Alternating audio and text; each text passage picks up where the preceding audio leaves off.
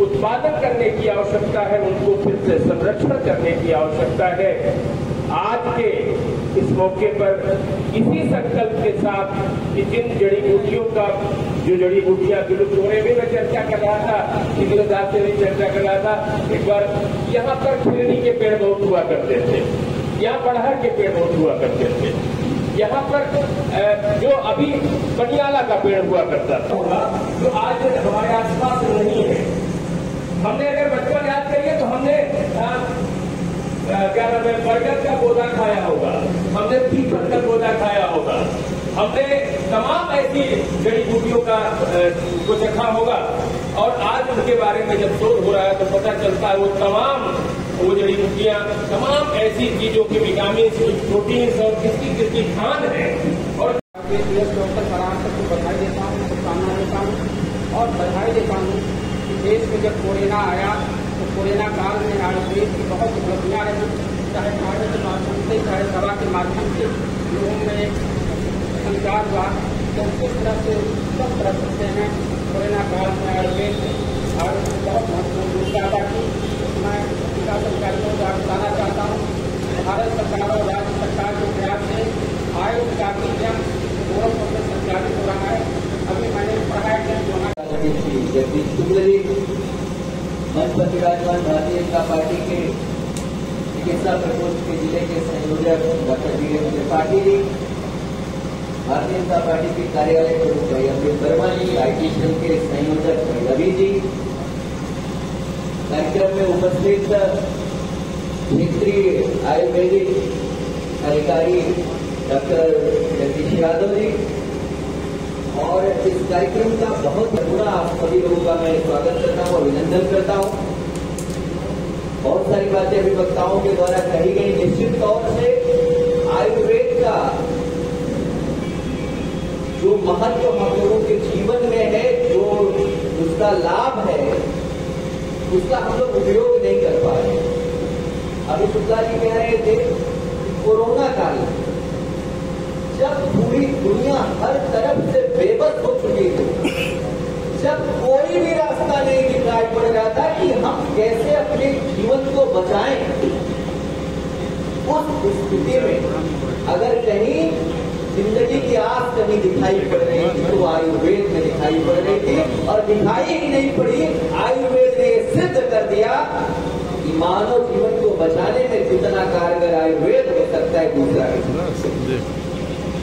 लेकिन अफसोस इस बात का है कि अभी सिंधु साहब की चर्चा कर रहे थे कि हम लोग आयुर्वेद का जितना प्रचार प्रसार होना चाहिए वो कर नहीं पाए। यहाँ हम लोग या तो हमारे पत्रकार बन के बैठे हैं, या हमारे चिकित्सक बन के बैठे हैं, या हमारे जिनको आपने बुलाया वही बैठे हैं।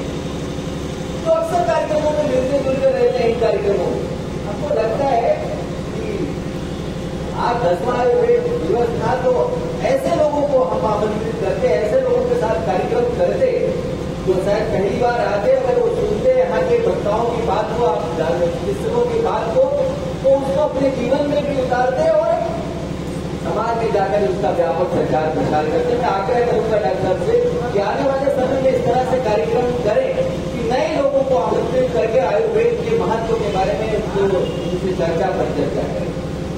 है क्या कि हमारे देश जैसे आयुर्वेद सबसे प्राचीन चिकित्सा पद्धति, लेकिन जैसे हमारे देश के चाहे वो दर्शन का क्षेत्र हो, चाहे विज्ञान का क्षेत्र, कार्यक्रम था, क्या उद्देश्य था?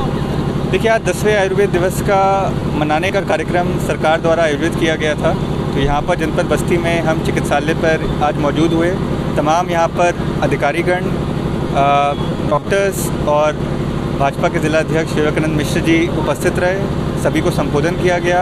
कुछ हमने जो यहाँ पर मेडिसिनल प्लांट्स लगाए हुए हैं उनका भी देखा, और जो कुछ आयुर्वेदिक हॉस्पिटल की कुछ समस्याएं हैं, कुछ सुझाव उन्होंने दिए हैं, उस पर भी हम विचार करने के लिए यहाँ पर आ जाए थे। सर, यहाँ आयुर्वेद दिवस था, केवल कर्मचारियों से कुर्सियाँ भरी गई जी।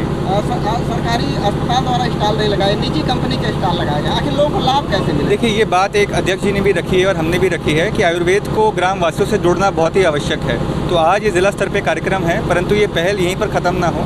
जो हमारे ब्लॉक लेवल पर हम कर सकते हैं, पंचायत लेवल पे कर सकते हैं, मैक्सिमम लोगों को आयुर्वेद से जोड़ा जाए ताकि उनको उसका लाभ मिल सके। सर, जिले के जो आयुर्वेदिक अस्पताल है उनकी हालत बहुत खराब है ना, तो डॉक्टर समय पहुँचते हैं ना दवाइयाँ उपलब्ध होती हैं, मरीज वापस चले जाते हैं। देखिए, जहाँ पर इस प्रकार की समस्याएं आती हैं, मंथली आयुष समिति की बैठक भी होती है, डीएम सर स्वयं लेते हैं इसको और इन प्रकरणों को बहुत ही सीरियसली लिया जाता है।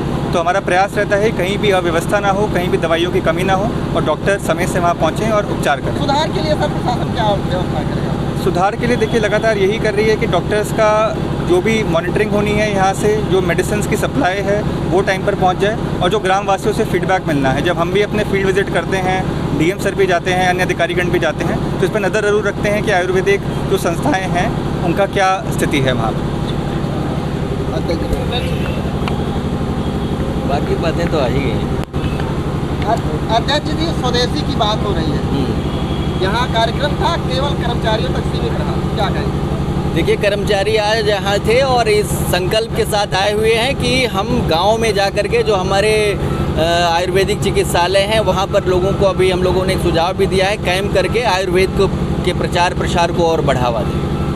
यहाँ निजी कंपनियों को यहाँ के अधिकारी बढ़ावा दे रहे हैं, स्टॉल तो विभागीय लगाए। देखिए, अभी सभी कार्यक्रमों में आपने देखा होगा, चाहे योगा दिवस का कार्यक्रम हो या अन्य कोई भी सरकारी कार्यक्रम में होते हैं, यहाँ पर सरकारी स्टॉल भी लगते हैं, समूहों के स्टॉल भी लगते हैं। यहाँ हो सकता है यहाँ ना रहे हों, लेकिन इसको बृहद पैमाने पर आगे जहाँ भी कार्यक्रम होंगे वहाँ लगेगा। और आप लोगों ने देखा होगा कि पिछले 10 साल में सभी चिकित्सालय आयुर्वेद के अपग्रेड हुए हैं।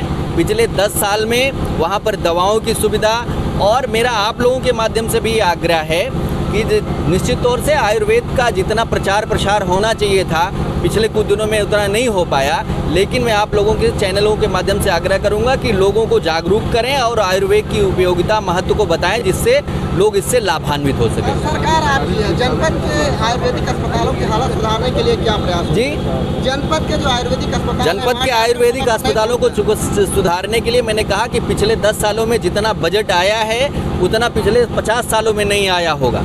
आप इसको पता कर सकते हैं। जी, कागजों में नहीं, उनके भवन बने हैं, उनको और अपग्रेड किया गया है वहाँ, और दवाओं की व्यवस्था की गई है। हाँ, कई हॉस्पिटल नए बने हैं। हाँ, 50 बेड का हॉस्पिटल यहाँ रुधौली पर बना हुआ। कभी आप औचक निरीक्षण कर लीजिए किसी भी आयुर्वेदिक अस्पताल का। आपका सुझाव अच्छा है, इसको हम देखेंगे। ठीक है।